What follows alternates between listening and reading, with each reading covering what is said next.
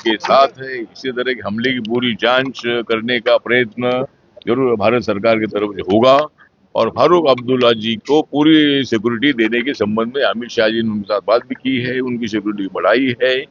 जिन्होंने हमला किया है उन्होंने क्यों हमला किया है, उनका कहना है कि भाई मैं 20 साल से सोच रहा था कि भाई इनके ऊपर हमला करना है, लेकिन उनका कारण क्या है समझ में नहीं आया है।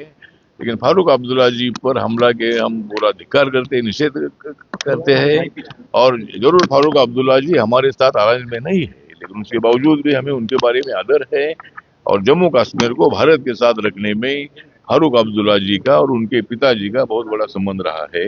इसीलिए वे हमले की हम निंदा करते हैं और फारूक अब्दुल्ला जी को भारत सरकार पूरी सुरक्षा देगी, ऐसा मैं विश्वास व्यक्त करता हूं। एक पॉलिटिकल लीडर का कहना है कि जिस शख्स ने हमला किया था उसको टेररिस्ट डिक्लेयर कर देना चाहिए।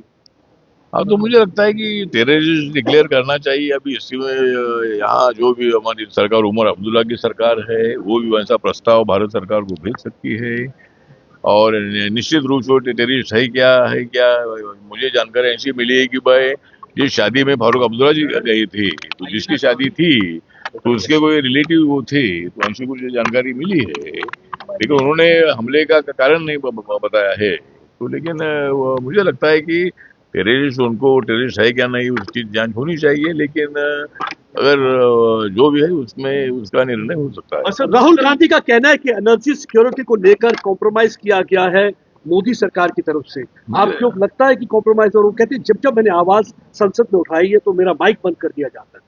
मुझे लगता है कि राहुल गांधी जी का माइक हम नहीं बंद करते, वो माइक ऑटोमेटिकली बंद होता है क्योंकि राहुल गांधी जी जब ऐसी बात करते हैं नियम को छोड़कर बात करते हैं तो वहाँ माइक बंद होता है।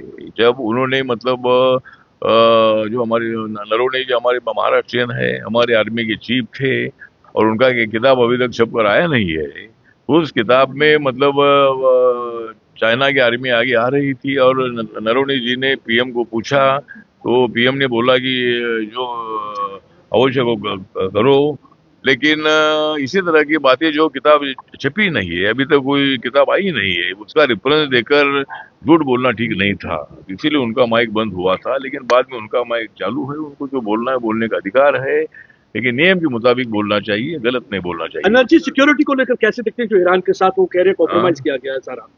नहीं, मुझे लगता है कि सिक्योरिटी के साथ कॉम्प्रोमाइज का विषय नहीं है, मतलब फारूक अब्दुल्ला जी को ऑलरेडी सिक्योरिटी है। नहीं ईरान का जो ये बात कर रहे हैं, ये जो राहुल गांधी कह रहे हैं कि प्रधानमंत्री नरेंद्र मोदी ने जो एनर्जी सिक्योरिटी है उसको कॉम्प्रोमाइज किया गया है, जिस तरीके से यूएस डिक्टेट कर रहा है टर्म कि अभी आप रशिया से ऑयल ले सकते हैं, बहुत सारी चीजों को लेकर। मुझे लगता है कि कॉम्प्रोमाइज करना मतलब अगर डील करना है तो कॉम्प्रोमाइज करना पड़ता है, लेकिन कॉम्प्रोमाइज किया है ये देश के लिए, मतलब जो व्यापार बढ़ाने के लिए, देश इकोनॉमी बढ़ाने के लिए, यहाँ के बेरोजगारों को रोजगार देने के लिए, यहाँ के इंडस्ट्रियलिस्ट को और भी ज्यादा संगठन बनाने के लिए इसी तरह के डील होते हैं। इसीलिए मुझे लगता है कि ऐसे डील पर आपत्ति जताना ठीक नहीं है। मतलब राहुल गांधी जी की पार्टी की भी जब सरकार थी, यूपी की सरकार थी, उसके पहले कांग्रेस पार्टी की सरकार थी, तब इसी तरह की डील हुए हैं और अमेरिका के साथ कांग्रेस पार्टी के या मतलब कांग्रेस सरकार के संबंध हमेशा अच्छे रहे हैं।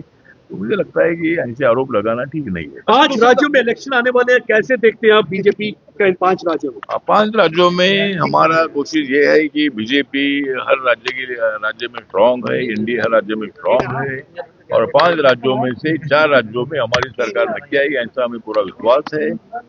केरल में क्या होगा अभी मुझे मालूम नहीं है, लेकिन केरल में भी भारतीय जनता पार्टी की ताकत बढ़ रही है और हमारी कोशिश है कि भाई 5 राज्यों में एनडीए की सरकार आई, इसके लिए हमारा प्रयत्न जारी है। वेस्ट बंगाल में आ सकती है, आपको लगता है ममता बनर्जी को हरा सकती है बीजेपी? मुझे लगता है कि ममता बनर्जी को इसलिए बीजेपी और एनडीए हरा सकती है क्योंकि 2022 के इलेक्शन में ममता दीदी ने बीजेपी को हराया था, बीजेपी सत्ता में आने की संभावना थी।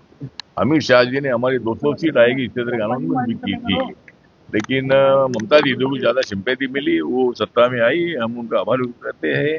लेकिन इस वक्त वहाँ बीजेपी और एनडीए की सरकार आएगी, ऐसा हमें पूरा विश्वास है क्योंकि 5 सालों में वहाँ महिला डॉक्टर पर अत्याचार हुए, वहाँ की लॉ एंड ऑर्डर खराब हो चुकी है, बहुत बड़ी गुंडागर्दी वहाँ बढ़ गई है और उसके लिए ममता दीदी की सरकार जिम्मेदार है, ये लोग जान रहे हैं। इसीलिए वहां भी हमारी सरकार आएगी, बीजेपी एनडीए की सरकार आएगी। Thank you sir, thank you so much.